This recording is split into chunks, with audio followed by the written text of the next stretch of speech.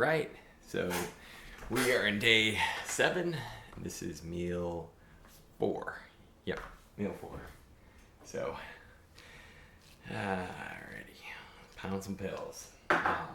Just out in the back of the garden, fixing some plants. Some of the plants are trying to cover the other plants, so I moved a couple of them. Maybe I'll bring the camera out there tomorrow morning, show you what we're growing.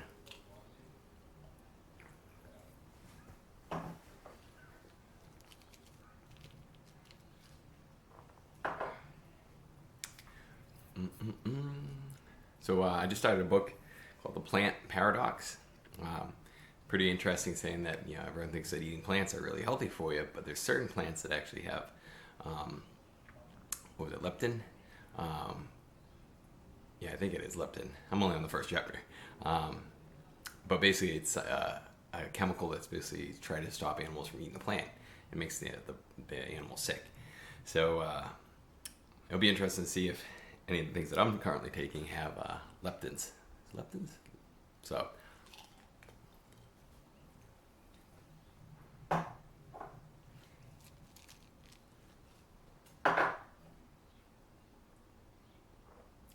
This is interesting. A lot of these books I've read now, tons of them. Just a lot of contradictions. It's like, milk really healthy for you, and they're like, oh, milk is horrible for you.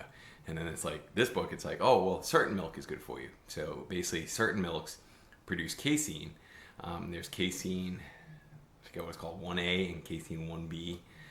Basically, the ones that are the black and white cows that you see prominently here in North America produce the 1B, which I guess is very inflammatory and bad for people. Where if you're in Europe, you get more of the 1A, I believe what it's called. But anyway, the point is there's just so much contradiction between what's healthy, what's not healthy. One book that it says, oh, you should be eating soy and you should be eating this, and then you eat fast metabolism. She's like, soy is like the worst thing for you. When one of my clients needs to get fat for a movie, I'll just pump them full of corn and soy. So then you're like, okay, so is it good? Is it bad? And I used to thought soy was like the healthiest thing, and then it's just a list of that, of like, you read one study and it says it's the best thing for you. You read another study and it's the worst thing for you. And it doesn't help that the food industry sponsors like a lot of these white papers to try to contradict each other. And then like, one thing says to eat tons of fat, and another study comes out or another book comes out saying, it should be a low fat diet. Now the keto craze, which is, obviously doing absolutely no carbs.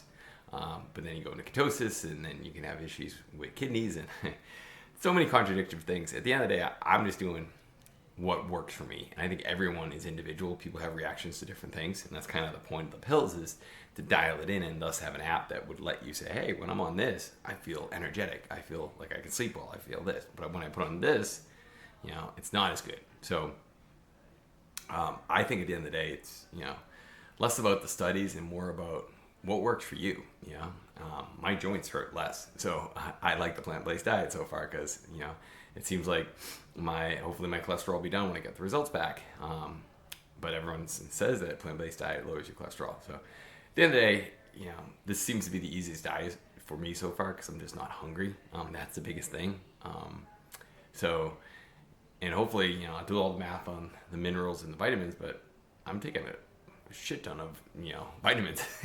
I mean, everything, all this stuff is just loaded with all the nutrients, compared to like, I wake up, I would have 2 slices of toast, an egg, and then I go for lunch and I just have McDonald's, and then I come home and I go to Taco Bell. I can't think I was getting much nutrients there. So I think this is light years ahead on the nutrient factor scale.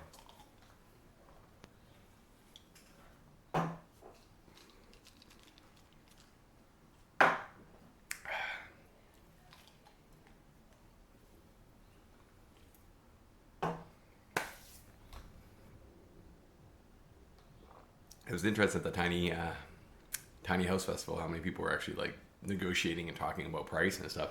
Seems to be a lot of people are actually buying tiny homes. It seems, well, San Francisco Bay Area, it is ridiculously expensive. A starter kind of crappy little home is like $1 million.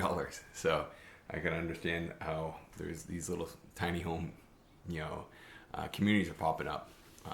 None actually in the Bay Area. They're just slightly outside the Bay Area. But you buy a house for $65,000 and plop it on a little piece of land. That's a lot smarter than $1 million house.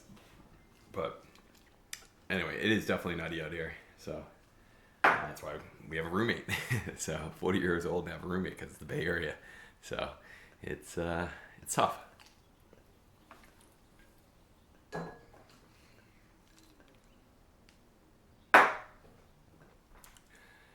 All right, last but least.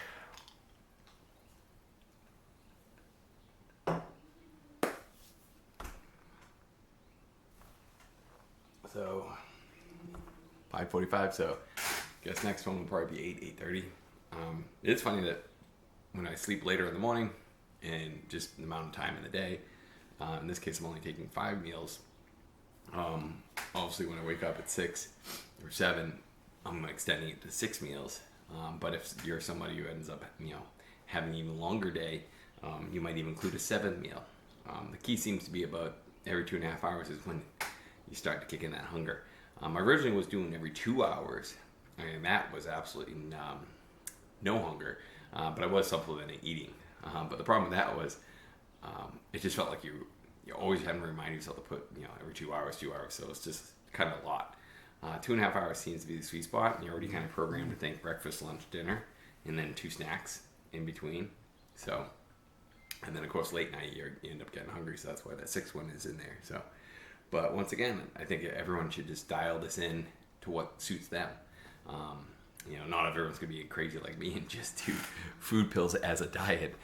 This would be something more along the lines of you're getting all your vegetables and fruits and vegetables, so that you're just not as hungry throughout the day.